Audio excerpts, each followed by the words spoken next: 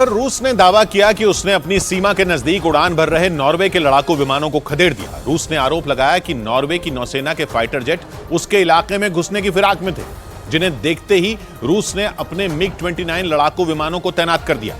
रूस के मुताबिक बैरेंट सागर के ऊपर उसके फाइटर जेट को देखते ही नॉर्वे की नौसेना के लड़ाकू विमान लौट गए। रूस ने दावा किया कि नॉर्वे के विमान उसकी सीमा को पार नहीं कर पाए। खबर है कि नॉर्वे ने अमेरिका में बने P-8A लड़ाकू विमानों को रूसी बॉर्डर के नजदीक भेजा था। इन विमानों का इस्तेमाल नॉर्वे की नौसेना समुद्र में पेट्रोलिंग के लिए करती है, लेकिन उसकी इस हरकत ने दोनों देशों के बीच तनाव बढ़ा दिया। ब्रिटेन के मीडिया के मुताबिक रूस को पश्चिमी बॉर्डर पर बसे नेटो देशों से कड़ी चुनौती मिल रही है। इसी वजह से रूस बौखलाया हुआ है और वो अपनी सीमा में उड़ान भर रहे नेटो देशों के लड़ाकू विमानों को देखकर बुरी तरह भड़क गया। यूक्रेन युद्ध के बाद से ही रूस का इन देशों के साथ 36 का आंकड़ा बना हुआ है। इस बीच रूस के मीडिया के मुताबिक उनके रक्षा मंत्री सर्गेई शोइगु ने यूक्रेन के खिलाफ क्लस्टर जैसे खतरनाक बमों के इस्तेमाल की धमकी दे दी। उन्होंने आरोप लगाया कि अमेरिका ने पिछले महीने यूक्रेन को प्रतिबंधित क्लस्टर बमों की सप्लाई की, जिनका इस्तेमाल यूक्रेन की सेना रूस के कब्जे वाले इलाकों में कर रही है। लेकिन रूस के रक्षा मंत्री सर्गेई शोइगु के मुताबिक जंग में क्लस्टर जैसे घातक बमों के इस्तेमाल से भारी तबाही हो सकती है, इसीलिए रूस इनके इस्तेमाल से परहेज करता आया है। लेकिन रूस के मीडिया के मुताबिक यूक्रेन की ओर से क्लस्टर बम दागे जाने के बाद सर्गेई शोइगु भड़क गए और जवाबी हमले में उन्होंने यूक्रेन की सेना पर क्लस्टर बमों के इस्तेमाल की धमकी दी। रूसी रक्षा मंत्री के इन तेवरों के बाद जंग के और ज्यादा भीषण होने की आशंका जताई गई, क्योंकि क्लस्टर बमों को तबाही का दूसरा नाम बताया जाता है।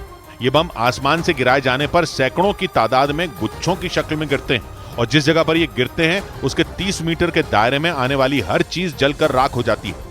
ऐसे में रूसी रक्षा मंत्री के क्लस्टर बम इस्तेमाल करने की धमकी यूक्रेन की मुसीबतें बढ़ा सकती है। उधर उत्तर प्रदेश के शाहजहांपुर से एक आदमी को सरेआम गोली मारने का दिल दहला देने वाला वीडियो सामने आया। पुलिस के मुताबिक जिस आरोपी ने गोली चलाई वो उस आदमी की पत्नी से एक तरफा प्यार करता था और इसी वजह से उसने एक गली से गुजर रहे आदमी को बेहद करीब से गोली मार दी।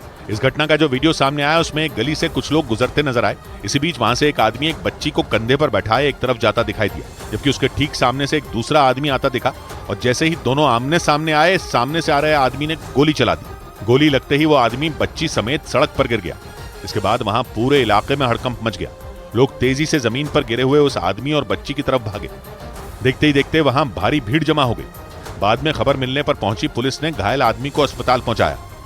पुलिस के मुताबिक इस घटना में 3 लोग शामिल थे और उन्हें हिरासत में लेकर पूछताछ शुरू कर दी गई। इधर पटना में मुख्यमंत्री नीतीश कुमार के भाषण के दौरान एक लड़का काले कपड़े पहनकर पहुंचा और हंगामा करने लगा, जिससे सुरक्षा कर्मियों में हड़कंप मच गया। वहां गांधी मैदान में स्वतंत्रता दिवस समारोह के मौके पर नीतीश कुमार लोगों को संबोधित कर रहे थे।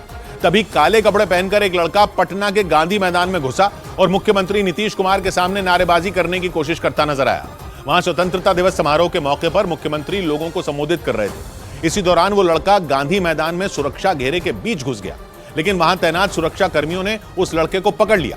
सीएम नीतीश के सामने हंगामा करने वाला वो लड़का नियोजित शिक्षक बताया गया, जिसने पुलिस विभाग में नौकरी की मांग को लेकर विरोध जताया।